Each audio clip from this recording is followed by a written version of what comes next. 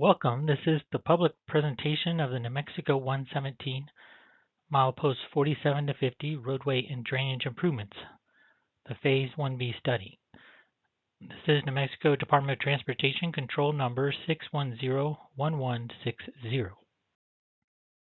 The agenda for this presentation includes introducing the study team members, presenting project information, going over the existing conditions in the study area, presenting evaluation of alternatives, showing the recommended alternative, discussing next steps, and then how to share your comments. Study team members include Federal Highways, New Mexico DOT, AECOM as the prime engineering consultant, BAR as the environmental consultant, Terracon as the geotechnical consultant, and Collier's Engineering and Design for right-of-way mapping, surveying, and utilities. The study area is located in Cibola County, New Mexico, near Grants on the south side of I-40 on New Mexico 117, between mile markers 47 and 50 in the area of the Malpais Ranger Station. This study is being conducted following the New Mexico Department of Transportation's location study procedures. The flow chart on this slide shows the full process, which includes phases A through D. Right now, we are in Phase B and partway through Phase C. As part of this process, we have completed a detailed evaluation of different alternatives, refined the engineering details, selected a preferred alternative, prepared a draft Phase B report, and conducted environmental surveys. This presentation shares the results of that work and the recommended alternative. As part of the environmental review process, our team has been out in the field conducting surveys to better understand the area's natural and cultural resources. We have also been working closely with local property owners, Acoma Pueblo, and local state and federal agencies. If there are any environmental concerns related to the recommended alternative, they'll be identified and addressed. We'll make sure all necessary environmental documentation is completed following the required regulations. In 2014, a Phase A study was completed for the New Mexico 117 corridor from milepost 0 to milepost 56.6, which is the entire length of New Mexico 117, to identify the needs and preliminary solutions for the corridor. Prior to this presentation, several activities were completed during the study. At the first stakeholder meeting, the existing conditions and improvement concepts were presented. Initial evaluation of the corridor was conducted, and a public meeting was held to present the alternatives under consideration. Following that, a detailed engineering analysis was completed, with 5 alternatives identified and a second stakeholder meeting conducted. Following the second stakeholder meeting, the recommended alternative was refined.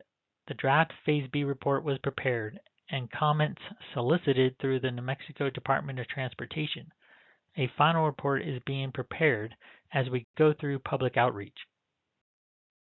The purpose and need for the study includes to improve the safety and reliability of New Mexico 117 by correcting roadway and drainage deficiencies and providing a flood-resilient facility that satisfies a higher standard of design. The identified needs include frequent closures in New Mexico 117 due to flooding and sedimentation, the lack of usable roadway shoulders, existing drainage structures that are inadequate and in poor condition, and that New Mexico 117 does not satisfy current design standards within the study area. The next segment of the presentation is on the existing conditions. For the existing conditions, this figure depicts the right-of-way and property ownership of the corridor between mileposts 47 and 50. The existing right-of-way is approximately 100 feet wide or 50 feet on each side of the center line of New Mexico 117. The land ownership includes major stakeholders in the area from left to right in order of ascending mileposts, include the National Park Service, Bureau of Land Management, or BLM, the Pueblo of Acoma, and 1 private property owner. This figure and photo depict the typical section of New Mexico 117 between mileposts 47 and 50.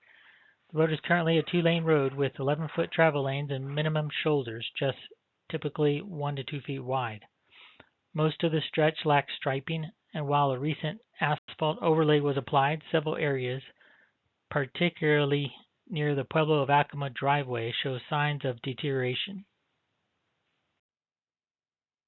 Our drainage analysis revealed 3 distinct existing conditions within the corridor for drainage. A southern segment, approximately 1 mile long, has small drainage basins and minor culvert crossings. The northern segment, from milepost 49.3 to 50, approximately 7/10 of a mile, is similar with limited drainage challenges. However, the central segment around the Pueblo of Acoma driveway is in a critical area. This is where overtopping occurs during major storm events. An existing condition drainage analysis was performed using 2-dimensional hydraulic modeling, where the floods were simulated for a 100-year flood event and confirmed that this central area experiences significant overtopping with flow depths up to 6 to 12 feet in some channels. To address this, the study team developed and evaluated 5 drainage alternatives that will be discussed in the next section, including various configurations of concrete box culverts and bridge options. All alternatives were designed to provide all-weather crossings that keep the roadway passable during a 100-year flood event. While it is unusual to focus so heavily on drainage in a roadway project, the severity of the flooding here makes it a central challenge. Our goal is to deliver a resilient facility that meets current design standards and serves the community reliably year-round. In the next segment, the design team will present the evaluation of alternatives. The study team developed alternatives for both roadway and drainage elements. We'll first discuss roadway. From the roadway perspective, the project is relatively straightforward. However, one of the key design challenges was selecting the appropriate typical section. Although the New Mexico Department of Transportation standards recommend 12-foot driving lanes, we evaluated 2 configurations, one with 12-foot driving lanes and 4-foot shoulders, and another with 11-foot driving lanes with 5-foot shoulders. Both options maintain the overall proposed roadway width to avoid expanding beyond the existing right-of-way and to keep construction costs comparable. Given the presence of bicycle and pedestrian activity in the area, our design criteria recommended a 4-foot minimum shoulder. The 5-foot shoulder alternative was considered by narrowing the travel lane slightly, offering improved safety for non-motorist users. The roadway alternatives were run through a traffic operations and safety analysis. To do this, we initially took traffic counts in 2023, which is the base of our data, and projected volumes out to the year 2045. Table 6-1 shows the existing traffic volume of 530 vehicles per day in the traffic count year 2023, which increases up to 764 vehicles per day in the design year 2045. The northbound and southbound volumes are roughly similar. In the second table, table 6-2, the summer traffic volumes were estimated because there was some evidence that summer volumes are higher based upon the traffic counts. So we did the analysis as well for the summer and got slightly higher volumes of 662 vehicles per day in the data year of 2023 and 954 vehicles per day in the summer for the future year 2045. Again, in the summer months, the northbound and southbound directions are approximately equal. Then we performed a safety analysis using this data. The predictive crash results are shown in the table on the right. To develop this table, we had to make certain assumptions. So those assumptions included maintaining the posted speed throughout the corridor of 55 miles per hour, increasing the shoulder widths to at least 4 foot wide. The safety analysis assumes that we do maintain the existing horizontal alignment on New Mexico 117 without any changes. We did adjust the vertical alignment to include new drainage structures and raising New Mexico 117 and evaluated how that affects safety. All this was input into our crash analysis modeling for both the existing and proposed alternatives. The table at the right and the two lower bullets show the results. The model predicted up to 1 crash per year on average and 1 or more crashes per year in the summer months. The build alternatives with the improved shoulder width and lane width similarly reduce the predictive crashes. From the drainage analysis completed for the existing conditions, we know that the middle segment is the most challenging aspect of the project and where overtopping occurs. Using the 2D hydraulic modeling, we simulated a 100-year flow event and confirmed that this central area experiences significant overtopping, with flow depths reaching up to 6 to 12 feet deep in the deepest areas of the channel. The figure on the right shows an isometric map with flow depths of water as it enters the road from the right side or the east side uphill and traverses to the west to crossing the road towards the lava flows.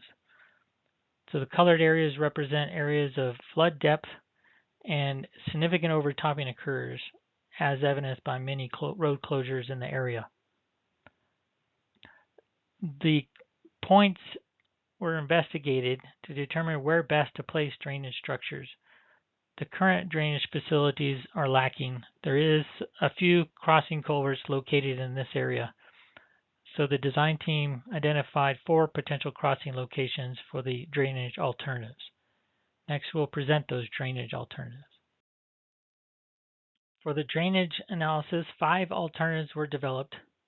These alternatives focus on the center portion of the project corridor. The other portions, the northern segment and the southern segment, do not require alternatives because it's very straightforward from a drainage perspective. Of these 5 alternatives, each one will be depicted in a separate slide in more detail. So for this slide, we're presenting the 5. The first 3 look at drainage solutions for improving the pipes with concrete box culverts. Of the first 3, alternative 1 presents a more straightforward analysis of a traditional drainage approach. Alternative 2 looked at moving the Acoma driveway to a new location to facilitate a new drainage feature. And alternative 3 looked at moving the flows farther north. The 2 other alternatives were developed, which integrated bridges instead of concrete box culverts to evaluate if a bridge structure made the conveyance of flood waters under the road any better. All these alternatives will address a 100-year flow through the project corridor and keep the road dry as an all-weather crossing for improved drainage facilities for the design year. Drainage alternative 1 is our first alternative. A figure is depicted on the right showing potential drainage crossing locations, structure sizes, and flow directions, and flow volumes. So alternative 1 was our first and most promising concept. It proposes 3 large concrete box culverts at key low points to preserve the natural drainage patterns. Preserving these natural drainage patterns is important because altering them can lead to unintended consequences like erosion or flooding elsewhere. In this alternative, the roadway is raised throughout the problem area to allow floodwaters to pass through the drainage structures. A key feature in this alternative is the raised Pueblo of Acoma driveway, which will act as a berm or a guide bank, channeling water into a new 5-barrel concrete box culvert. In all three drainage structures, each barrel is 10 feet wide, totaling 50 feet across, replacing a much smaller ineffective structure out there today. This design accommodates high flow rates for the 100-year storm, up to 2,590 cubic feet per second. This alternative was evaluated against the other alternatives that we will share and was determined to be the least costly and lowest maintenance from the drainage perspective. It also preserved the natural flow paths. However, it does also have the largest footprint, requiring some work outside of the existing right-of-way and coordination with the Pueblo of Acoma to secure an easement for that additional work, and long-term maintenance will be required. A lot was learned from developing the first drainage alternative, and based upon what the improvements required, Alternative 2 was developed. Alternative 2 constructs a smaller culvert to the south at the existing Pueblo of Acoma driveway and moves or relocates that driveway much farther north to a new location. 3 large berms are required to direct the flow, and additional right-of-way and easements are necessary to construct these improvements. The northern berm also requires new right-of-way on private lands. Significant modifications to the drainage patterns would happen, with arrows shown on how the water is redirected to the north. Alternative 1 required raising the Pueblo of Acoma driveway 6 to 8 feet, and Alternative 2 attempted to avoid raising the Pueblo of Acoma driveway so high, so that the additional right-of-way was not required. The idea was to reduce construction complexity and right-of-way impacts. However, hydraulic modeling showed that without the berm at the existing driveway location, water could not effectively cross the road, and only about 600 to 700 cubic feet per second was able to convey underneath at the existing Pueblo of Acoma driveway intersection, and the rest would be forced north, which would alter the drainage patterns and increase erosion risk. This alternative also turned out to be more expensive than Alternative 1 and still required new easements to construct. Ultimately, it did not present itself as being as much of a benefit as originally estimated. Drainage Alternative 3 focused on minimizing impacts outside the right-of-way, particularly with the Pueblo of Acoma, and keeping all improvements within the existing right-of-way. To achieve this, the drainage patterns did need to be rerouted. It proposed smaller culverts in the southern section and larger ones further to the north, allowing water to bypass the problem area and cross New Mexico 117 at an area farther north. While this approach worked hydraulically, it did have disadvantages by being less efficient than Alternative 1 and also introduced high erosion potential, and after evaluation determined to have greater costs, with only partial flow conveyance at the critical location and the majority of flow crossing at the area with the 3 structures to the north.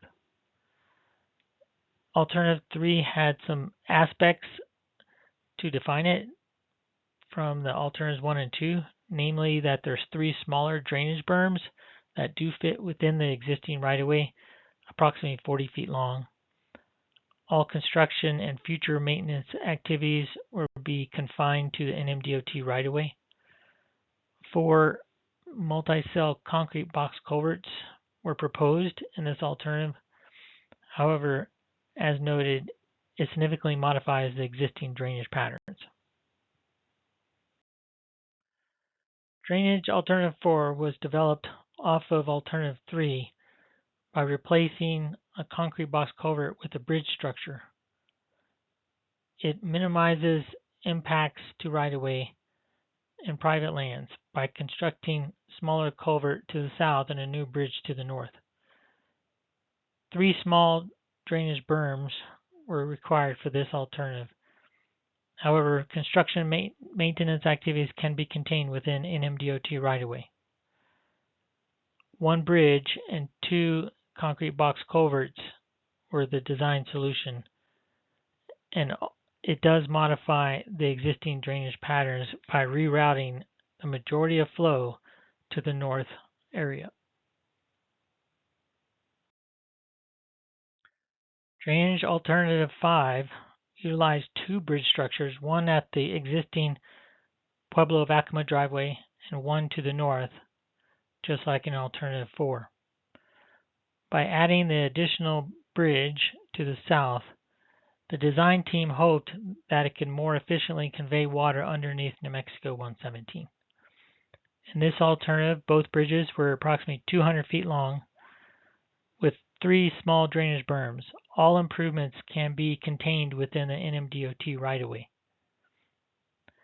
This, as well as alternatives 2, 3, and 4, significantly modify the existing drainage patterns. Although the bridge alternatives 4 and 5 had a lot of promise with the design team, the hydraulics proved to be not as efficient as anticipated.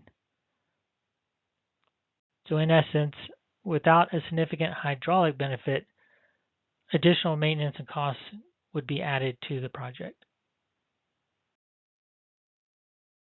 To evaluate each of the alternatives and compare them to each other, the evaluation criteria had to be established. So those criteria included safety, drainage, right-of-way requirements, environmental resources, and construction costs. Each of the alternatives were evaluated qualitatively using a scoring method of either favorable, neutral, or unfavorable, with a color coding added, like a stoplight, green being favorable, yellow being neutral, and red being unfavorable.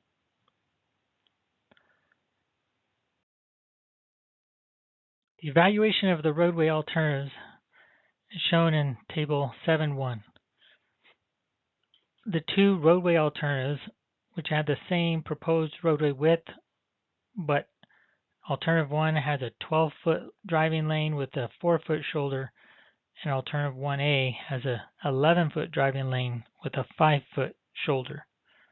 So these 2 roadway alternatives were compared to no build or no improvements on New Mexico 117. The existing shoulders are substandard and potentially hazardous to bicyclists and pedestrians. So each of the evaluation criteria were evaluated. Safety and access were top priorities. And we evaluated how each alternative supported safe travel for all users, motorists, bicyclists, and pedestrians. We also considered drainage, right-of-way impacts, environmental resources, and construction costs as well. Comparing it to the no-build alternative, both roadway alternatives had favorable scoring in safety, drainage, right-of-way, and the summary findings. They scored better than a no-build alternative. The no-build was scored an unfavorable or red, and the alternatives 1 and 1A were scored favorably or green. The 2 evaluation criteria, environmental resources and construction costs, were scored less than the no-build alternative because the no-build alternative has no increase in roadway impact width and also no construction costs. So that reflected in a yellow scoring or neutral on alternatives 1 and 1A. There was one slight difference between alternative 1 and 1A, as the NMDOT's preference is to use a 12-foot driving lane for all roads. So that was given a higher score. Other than that, the alternatives 1 and 1A for roadway alternatives were representatively the same. For the evaluation of the drainage alternatives, we'll discuss this in order of the criteria on the left column. First is safety. The no build has no improvement to safety because the existing shoulders and lane widths are substandard. However, all the build alternatives 1 through 5, all improve safety. So all received a score of green or favorable. From the drainage perspective, the no build alternative has no improvement. However, alternative 1 had the most efficient drainage solution, so it was scored the highest. Alternatives 2, 3, 4, and 5 had less favorable or unfavorable scoring based upon the type of improvement. Of these 4 higher alternatives, 2, 3, 4, and 5, alternative 3 was the second best drainage solution and scored yellow neutral. From the right-of-way perspective, the no build scored the highest because it has no need for additional right-of-way. However, alternatives 3, 4, and 5 also had no additional right-of-way. Alternatives 1 and 2 do require additional right-of-way in different ways and scored yellow or neutral. From the environmental resources perspective, the alternatives were evaluated based upon the change in the footprint of the improvements. So compared to the no build alternative, all build alternatives increased the disturbance area, so potential impacts to environmental resources. So all the alternatives scored either a yellow or red. Alternative 2 was the only alternative that scored a red because it relocated the driveway of the Pueblo of Acoma further to the north, which into an area that had not been studied for the environmental and at a higher risk of impacting cultural sites. From the construction cost perspective, all the build alternatives scored less than the no build alternative. However, a scoring system is used to rank the scoring based upon the difference between the lowest and highest cost for the proposed improvements. As you can see by the anticipated construction cost, alternative 1 came in at just under $20 million, while alternatives 2, 3, and 4 came in about the same cost of about $24 to $25 million, and alternative 3 was the most expensive at near $30 million. So these received scores of green, yellow, and red accordingly. Overall, the summation is shown in the bottom row, with the no build not addressing the purpose and need and not improving the events of road closures on New Mexico 117 for drainage overtopping. Alternative 1 was scored the highest and was ranked the highest because it both was the most efficient from the drainage perspective and the least construction cost, with other somewhat impactful to right-of-way and environmental resources, but overall at least as good as the other alternatives. Alternative 3 was considered the second most favorable build alternative. And alternatives 2, 4, and 5 were all 3 of those were evaluated as not viable solutions to carry forward. So in essence, the 2 alternatives 1 and 3 are the 2 highest scoring alternatives. However, there's a lot of benefit to alternative 1 by not changing the drainage patterns of the area, thereby reducing the risk of erosion and scour. So alternative 1 was the highest recommended alternative, so we'll present that as the recommended alternative in this section. Based on a comprehensive, detailed evaluation of alternatives for both the roadway and drainage alternatives, the study recommends moving forward with drainage alternative 1 combined with roadway alternative 1, which is the 12-foot lanes with 4-foot shoulders. This recommendation is grounded in both performance and practicality. Alternative 1 was the most hydraulically efficient solution, providing an all-weather facility that preserves existing drainage patterns and minimizes off-site erosion and scour potential. Uniquely, it also turns out to be the least costly of all the drainage alternatives, an uncommon but fortunate outcome where the best engineering solution also delivers the best value. On the roadway side, we propose upgrading the existing 11-foot lanes and 1 to 2 foot shoulders to a 12-foot lane with 4-foot shoulders. This configuration meets all current design criteria and supports corridors designed for a Tier 2 bicycle route under the New Mexico statewide bicycle plan. As part of the study, the design team also coordinated with the New Mexico DOT Bicycle and Pedestrian Coordinator to ensure that the proposed section satisfies all applicable requirements of a multimodal use facility. Having presented the alternatives, the evaluation, and the preferred alternative, we'll now discuss next steps. Now that we've shared the study findings and our recommendations, we want to hear your feedback. After the public comment period closes, we'll finalize the Phase B study document along with the environmental reports this winter. We plan to begin the design in early 2026.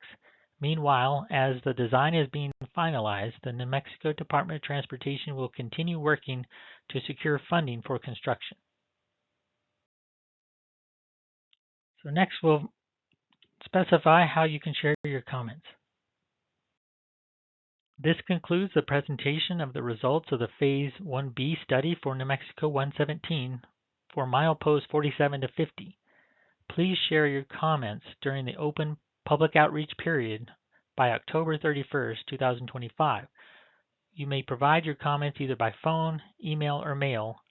If calling, please call John Toshek at area code 505-980-0993 or by email at jtaschek@barr.com or by mail to Barr Engineering Company at 320 Osuna Road Northeast, Suite C1, Albuquerque, New Mexico 87107.